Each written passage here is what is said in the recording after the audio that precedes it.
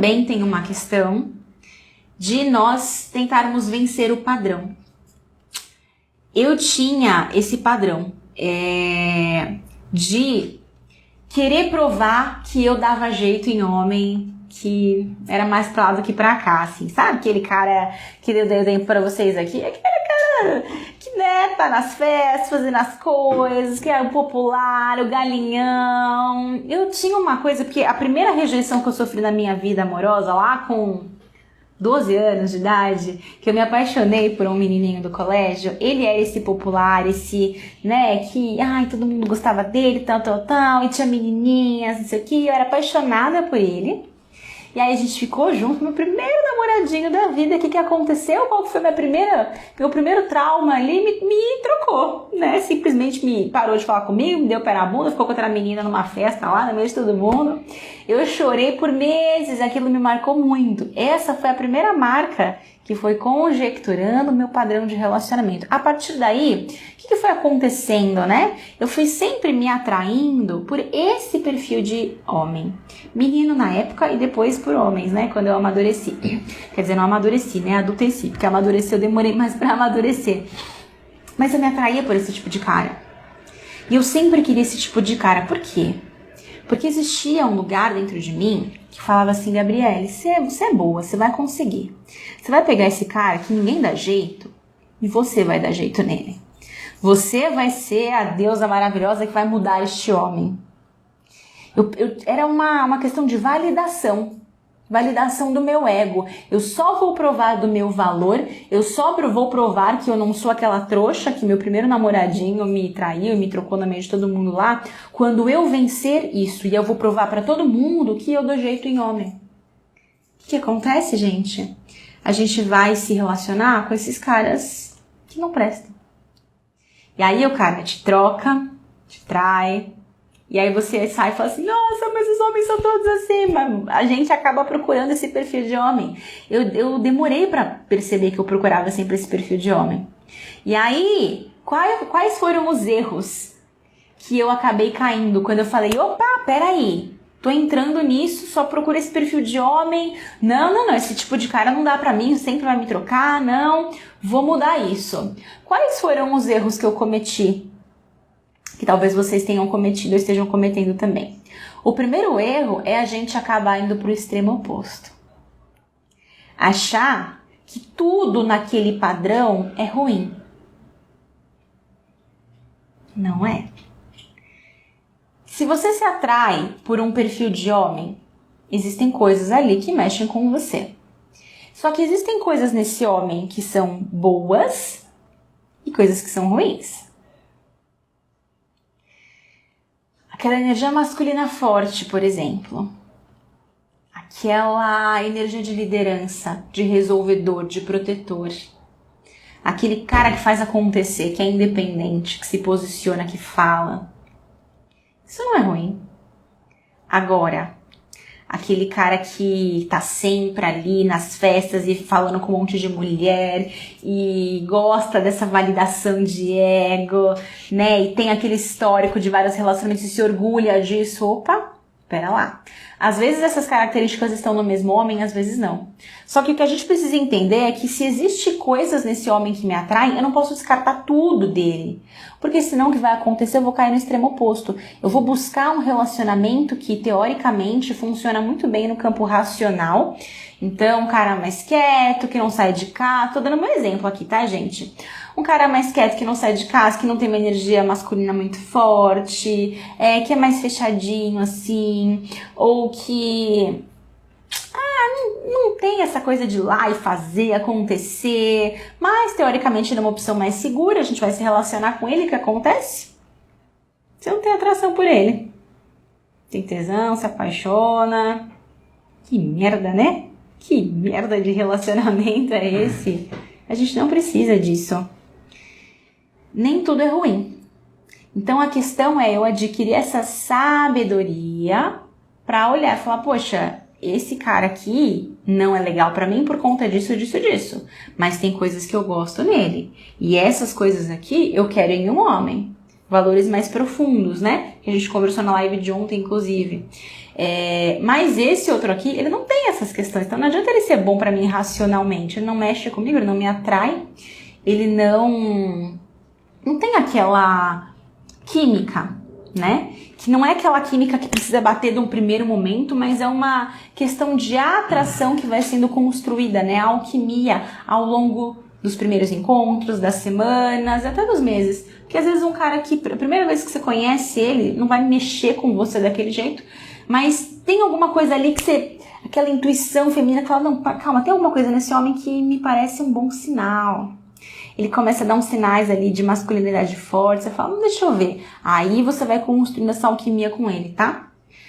Uma outra coisa, um outro erro que a gente pode acabar caindo é achar que a culpa é 100% nossa. O que eu quero dizer com isso? Deixa eu tomar mais um gole aqui.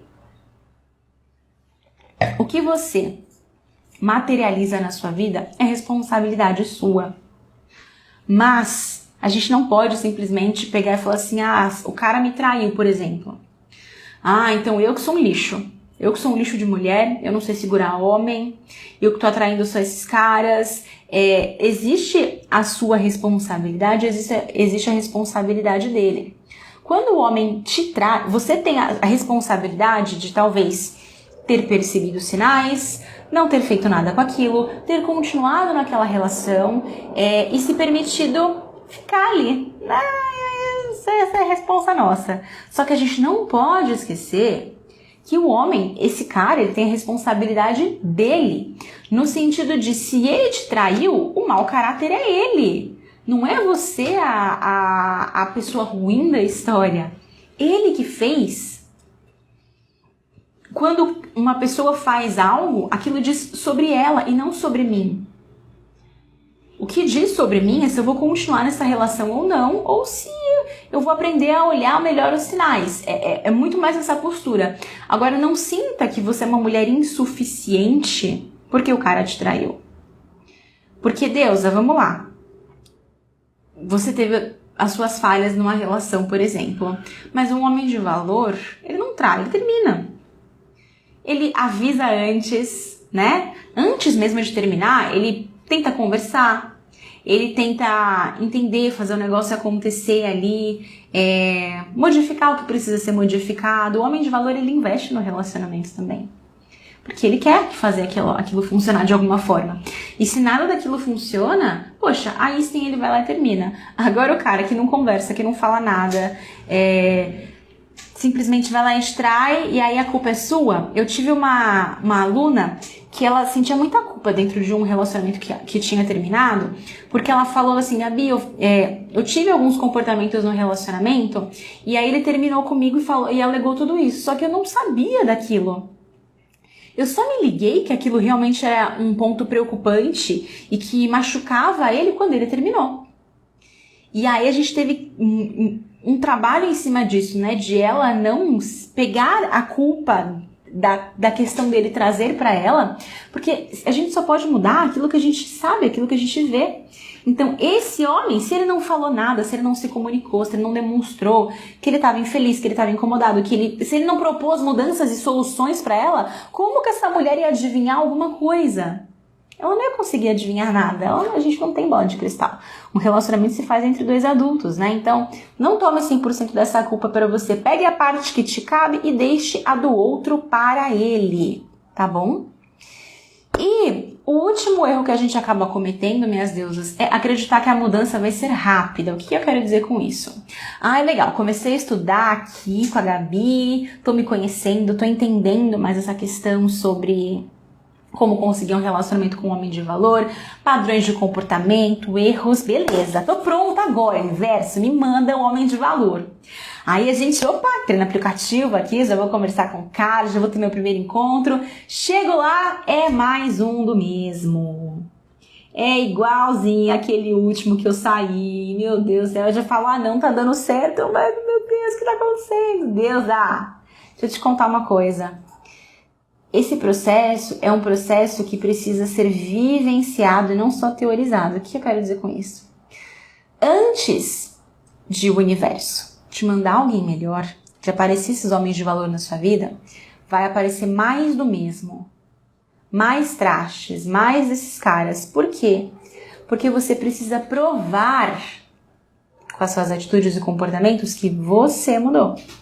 Que você mudou o seu padrão de se comportar com esse tipo de homem. Ele precisa te testar. O universo precisa te testar.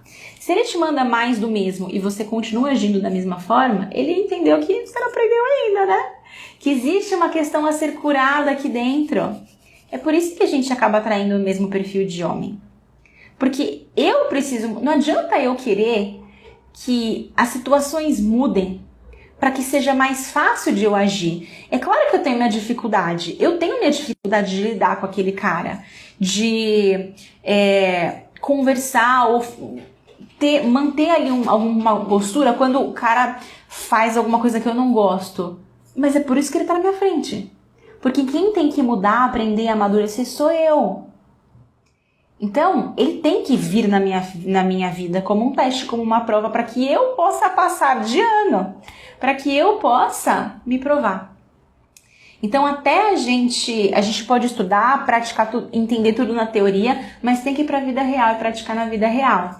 E aí, sim, a partir das minhas posturas e mudanças de comportamento com os homens errados, a forma como eu lido com os homens errados, com os homens que não prestam, é o que vai me possibilitar chegar mais perto do meu relacionamento com o homem de valor. Porque ele tá aqui na linha do tempo, né? Então eu preciso agir certo com os homens errados, agir certo pra mim, tá? De acordo com a minha intenção, com as minhas condutas, com os meus valores, com as minhas questões, para que eu me aproxime desse homem.